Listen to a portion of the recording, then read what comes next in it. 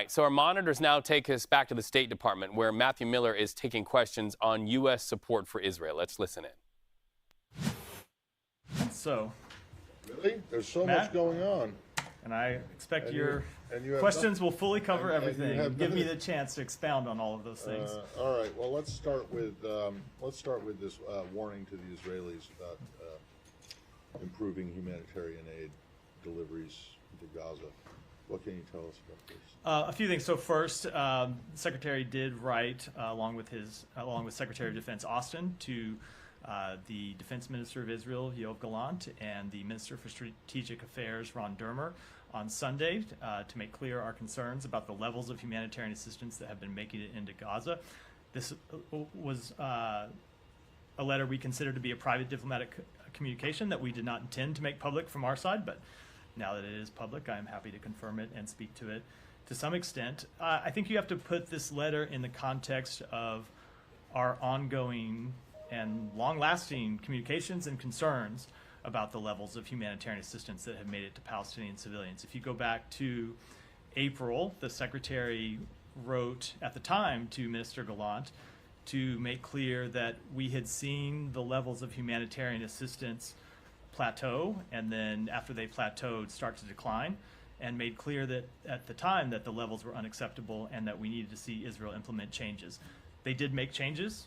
The changes that they made caused humanitarian assistance to increase. We got up to somewhere between 300 to 400 trucks going in on some days to Gaza. But the thing that the Secretary also made clear at the time is that the increase couldn't be a one-off, that it needed to be sustained. And what we have seen over the past few months is that the level of humanitarian assistance has not been sustained. In fact, it has fallen by over 50% from where it was at its peak. So the Secretary, along with Secretary Austin, thought it was appropriate to make clear to the government of Israel that there are changes that they need to make again to see that the level of assistance making it into Gaza comes back up from the very, very low levels that it is at today.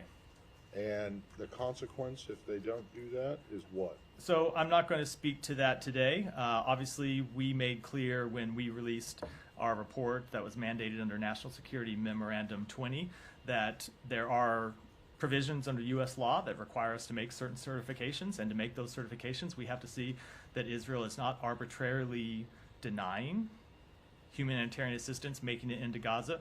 When the Secretary made his conclusions under that report in April, he did so based on the changes that we had seen them put into place and the increased levels of humanitarian assistance.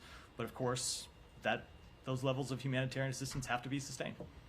Yeah, but what's the consequence? There are implications under U.S. law, under policy, that I'm not going to speak to here, largely because we hope that Israel makes the changes that the Secretary outlined in the letter. We have seen Israel make changes before, and when they make changes, humanitarian assistance can increase. And we have seen Israel just in the past few months work with humanitarian organizations to implement a polio vaccination campaign inside Gaza. So we know that it's possible to get humanitarian assistance into Gaza. We know it can be done. We know that the various logistical and bureaucratic obstacles can be surmounted. And so it is incumbent upon the government of Israel to surmount those challenges and get assistance in.